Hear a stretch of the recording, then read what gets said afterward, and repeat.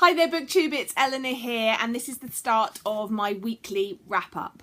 So today I finished The Fireman by Joe Hill and I listened to this via the Audible app and this was narrated by Kate Mulgrew. I really enjoyed this, way more than I thought I would. I've read Nosferatu by Joe Hill and it's quite creepy and scary and very dark, and I was expecting very similar from this, sort of verging on the horror side, but actually this reminded me more of the idea of Under the Dome by Stephen King. It's more of one of those pandemic viruses and then looking at the human behaviour afterwards. So the story is about this virus called dragon scale, and people don't know much about it. It's very contagious. When you get it, you get covered in these black marks that look like dragon scale, and then people start to spontaneously combust. We're following Harper, and her husband have made the choice together that if either of them get it, they're going to sort of commit suicide together. They're going to have their favourite bottle of wine, listen to some music and go out the way they want rather than burning up. Harper's a nurse and she is working at a hospital when she finds that she has got dragon scale, and this comes a week after she finds out she's pregnant, and she has changed her outlook. She doesn't want to die. She doesn't want to commit suicide, and that's really where this story starts off.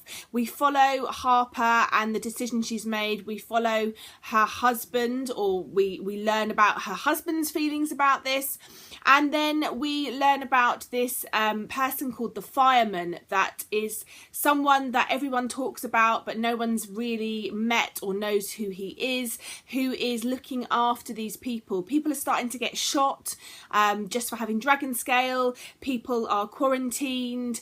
There's all sorts of things going on, all stemming from people's fear of catching this disease. A disease that they have no cure for. And I really enjoy this sort of book where we look at human behaviour and how people's instincts really come out when they're in these sort of life or death situations, and how you find out the sort of person people really are and the things that happen. It's interesting to see how people cope with this, how people hide, how people are getting through this problem.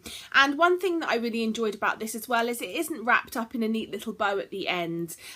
There's quite a lot left open to sort of interpretation and to your imagination and for you to think about what might have happened. And it was good. It's wrapped up enough, but not too much, where there isn't sort of, it's not a happy, bubbly, oh, and then they found a cure sort of thing. So I really enjoyed this. The narrator was brilliant. She did very good accents. The Fireman requires an English accent, and that she did really well. And it was really easy to tell the different characters apart, which I appreciated. So I thoroughly enjoyed this. It was a book I wasn't expecting to like as much as I did, and I really enjoyed it. So I gave it 4 stars. And then the second book that I've recently finished is This Savage Song by V.E. Schwab. I borrowed this from the library because it's a shortlist for our SFF awards, and I read this with the lovely Caitlin from Kitty G, and unfortunately I was disappointed. I wasn't keen on the other book by V.E. Schwab that I've read, which was, what's it called now? A Darker Shade of Magic, and the second one in that series is also up for the awards, so I will be reading A Gathering of Shadows as well. But back to this one. This one is the story of a world where these monsters have started appearing, and there's 3 types of monsters. You have the Malachi, which are a vampirish type monster, the Corsair, which are a sort of ghouly type monstery thing, ghosty, ghouly, I think. And then you have the Sinai, who are these monsters who sort of reap your soul if you're evil. And this sort of city centre is split in half into 2 sides, and on one side you have a man called Callum Harker who's running the show, and he's like a gangster, and he keeps all of the Malachi and the Corsair in check. They're under his control, and as long as you pay him, a bit like gangsters and the shop owners having to pay for protection, you pay him and you get protected. On the other side of the city you've got the Flynns, and they have the Sinai, and they are just trying to keep order in a general way. They have their own sort of little army, militia, who go out and try and keep their part of the city safe. And there's these two sides. There's a boy and a girl, one from each side, and there's a story. And it was okay. It was fairly predictable what happened, and it just, yeah, I think the problem I have with V. Schwab is she's very slow at points, and then you get these little pockets of action, and it's very easy reading, but I just didn't find anything that really grabbed me personally for this. I know loads of people love this, so I'm pleased that it wasn't just me. I know Caitlin felt very similar, so at least I wasn't the only one that was struggling with it. It just, yeah, I think it's predictability and it's slow feeling, and the fact that I don't really emotionally connect with any of the characters really just made it an okay read for me, and so I gave this one 3 stars. Hi guys, so I've just finished 2 more books that I want to talk about. The first one is The Smell of Other People's Houses by Bonnie Sue Hitchcock. This is quite a short story. It's about 250 pages long, and I'd had it for a little while because I was intrigued because it's set in Alaska, and it was brilliant. It was set in 1970 in Alaska, and we're following various different characters. We've got Ruth, Dora, Alice and Hank, so they're the main characters that we're seeing the perspective of, and we're seeing how their lives intertwine. We're seeing growing up in these sort of small, out of the way communities, the effect that Alaska becoming a state had on the people there, and the various different barriers and socio-economic problems that people come across or come up against in the 1970s in this town. And it's really good. I really loved how the author had interwoven the characters. I really enjoyed how we flitted between points of view. I loved how it tied up at the end, and I really like the title of this, A Smell of Other People's Houses, really plays quite a interesting role in the book, with there's the smell of someone's house being quite a big thing. It's talked about a lot, you know, such and such as house smells like this, and there's always this sort of smell, and this is a comforting smell, and this is a remembering smell, or something that I remember from childhood. And I think that's really interesting actually, because people's houses do have a smell, and people have a smell. I know when I cuddle my nan that there's a smell to her that is comforting and reminds me of like cuddles, and I'm sure that when I cuddle my husband there's a smell that is his, and it's just really interesting to have that flitting through. So I'll tell you a little bit more about it. So Ruth, one of our characters in this, is a young girl when Alaska becomes the state. Her father is sort of protesting against this. She lives with her mother and her father, and they sort of live a very natural life. They hunt and kill and gut their own food, and they live a really happy life. Her mother is now pregnant with another baby, and the father goes off to sort of petition against Alaska becoming a state, and they find out both that it has become a state, and also her father is tragically killed in the plane crash coming home the day that her sister is born, and her mother can't cope, and so Ruth and her sister Lily are sent to live with her grandmother in this town. And it really sort of stems from there. We follow a girl who's comes from an abusive household.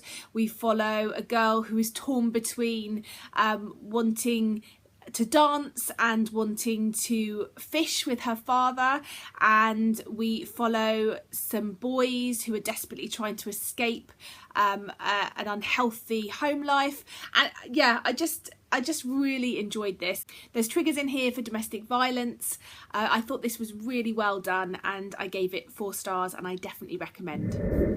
The next book that I have just finished was one that I was kindly allowed to read from NetGalley, and that is Dreadnought by April Daniels. I think this is going to be a series because it says it's number 1 when you look it up on Goodreads, so I think this may become a series, and this was brilliant. This is the story of Daniel, who is transgender, and at the very beginning of the story is sitting outside the local shopping mall. He has bought some nail varnish and is putting it on his toenails because it's his only way of being the girl he knows he is. All of a sudden, Dreadnought falls from the sky, who is like the uber superhero, falls from the sky and is dying, and in his dying moments he passes over his mantle, his whatever it is that makes him this superhero, to Danny. And we discover that the mantle tends to give its owner, or the person that takes it on, the side of them that they want. So some people in the past have grown a bit taller or a bit buffer, and Danny knows that she is Danielle, and so she becomes the woman she's always known she is. And so we have Danny has become Danielle, and she is faced with a lot of adversity. She has a father and mother who don't understand, a particularly abusive and transphobic father, and she has a best friend who can't cope with her being a girl. And although she knows she's always been a girl, this best friend now sees it on the outside and can't deal with it. She has transphobic superheroes who are against her becoming part of the superhero community. And all through this, Danielle keeps a really quite a level head, and it's sad and terrible to hear and experience the things that she is being faced with, and the names that she's being called by certain people that are meant to care about her, or are meant to be these sort of figureheads and people that people look up to. And yet through it all, Danielle knows who she is. And I just thought that was really great. And I didn't like hearing the transphobic side, and I found it uncomfortable, and in fact it enraged me. But I think that it was really important to see a really strong transgender woman who said, I don't care, this is who I am, I'm not changing, this is me, deal with it or don't deal with it. And she really progressed. She discovered who she was as a superhero. You have, you know, this isn't just a story about identity, it's also this story full of action and adventure and superhero and plots and evil supervillains and friendship, and it was just brilliant. I really enjoyed it. I think this is a brilliant story, and I definitely recommend it to everyone, and I gave it 5 stars. So hi guys, so it's a bit wobbly I'm afraid because I'm holding you in my hand, but I wanted to talk to you about a book that I have just finished, which is No Virgin by Anne Cassidy. I have read this in a number of hours. It is only about 180 pages long, and all I knew was what was written on the back, which said, my name is Stacey Woods and I was raped, and it said a powerful novel. I quite enjoyed this, but it wasn't as good as I was hoping. It's the story of a girl. We find out at the very beginning in the first few pages that something's happened. It seems like she's been raped. We don't know much, and then we sort of flit between what has happened and the build up to that, and also the present day. What I didn't like about this is that we didn't really get time to get to know the character properly. We didn't get time to explore the character. So it was difficult to get into the character's head and to truly understand her motivations. What I really liked about this, the thing that I found really positive, was how the victim often can feel like it's their fault, or that maybe it wasn't rape, and maybe they feel like they're made to feel it's ambiguous, and you know, in certain circumstances they feel like they can't say anything because they've brought it on themselves. And obviously rape is rape, and whether you've gone out with your arse on show and said, you know, look at my bum, here's my boobs, that doesn't mean that someone gets the right to touch that bum or those boobs or to do anything with them. Whether you go and stay at someone's house doesn't then give them the right to rape you. If someone buys you a gift, that doesn't then give them the right to have sex with you against your will. And I think it's really, that part of it is very important and very interesting to look at. And I just wish we'd been given a bit more time to get to know our main character and to sort of delve into it a little bit more. But it was quite good. I quite enjoyed it. It was a very fast, easy read, and so I gave it 3 stars. So that's it from what I've read this week. What have you been reading? Let me know in the comments down below. Did you have any 5-star reads this week? And let's see what comes next week. Bye for now, BookTube.